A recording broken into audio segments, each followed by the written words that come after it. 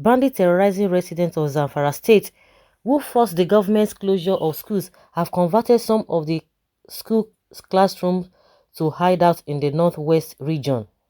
It was gathered that dozens of primary schools in highly traumatized remote rural communities had been taken over by armed criminals. According to Daily Trust, the schools were abandoned by the pupils and teachers as a result of the activities of the criminals. According to residents, the headmaster of one primary school in the Bene Magaji local government area of the state was once confronted by armed men who asked him to close lessons for the day as they intended to sleep in the classrooms. Without any hesitation and knowing fully the consequences of not carrying out their order, the headmaster immediately closed the school and asked all the pupils to go home. Scores of bandits have been killed in airstrikes after they took shelter in the empty classrooms in the abandoned primary schools across the state. Apart from this, there were schools affected by lack of teachers because many had rejected posting to rural schools due to the risk associated with going there to teach. Consequently, the schools were either abandoned or left without enough teaching personnel. In Zamfara State, learning has been disrupted after the state government was forced to shut down schools following incessant abductions of students by armed bandits. In February this year, the bandits kidnapped more than 200 school girls from a secondary school in the Jangebe community of Talata Mafara local government area of the state, marking the beginning of a ceaseless onslaught on learning and scholarship. Since then, the state government had ordered the closure of all the 23 boarding schools in the state pending improvements of the security situation. Students in boarding schools were asked to start attending day schools instead. Notwithstanding, the relentless armed men escalated their attacks to schools and colleges in the state, with the latest being the abduction of 74 students from government secondary school Kaya in Marudun local government area of the state.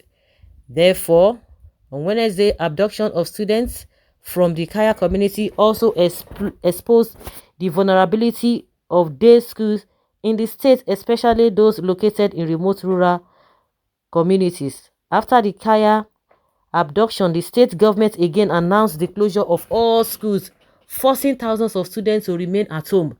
Earlier, the armed criminals had kidnapped about 15 students from the Zamfara College of Agriculture and Animal Science in Bakura local government area, who were later released after they spent days in captivity. The question is that those who are traveling are not safe. Those who are at home are not even safe. Those who are in their farms, they are not safe. So whether they ask the children to stay home or not, he's not going to help anything until they do the needful. And now they are beginning to wake up to their responsibility. Before now, they were romancing, dining and whining with the bandits. But little did they know that it's not going to work. Well, to me, you can imagine, Adibin, we have a, what is it called? We have a well-structured system. At least those children now, they will be learning from home. Maybe they will be doing online. But at this age and time, these so-called leaders, they have opportunity to 21st century services, world-class services. But they don't want it to trickle down to the people. First and foremost, how many people have a computer? Forget even computer. There's no electricity in the first place. What even the children? What are they learning? Are they even learning? Do we have quality education in the first place?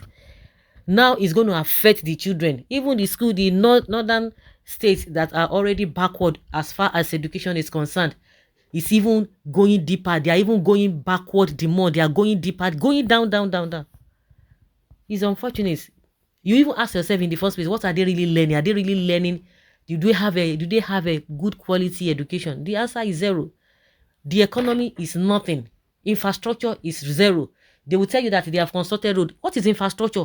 The infrastructure we are talking about are all those social amenities that at least an average person can have access to. But what do we have? Nothing. It's just like that. So it has gotten to that level. let's see how it goes. I hope if really they are sincere with all these their new measures they are trying to bring on with all this, if they are really sincere, oh, we pray that they will succeed. We pray and hope that they will succeed. Now that they have converted the classrooms in Nigeria's schools to hideouts and chase away teachers. Professor of language. Tinubu's 2 hands and legs are badly affected after multiple surgeries. What has that got to do? Why is this person telling us that?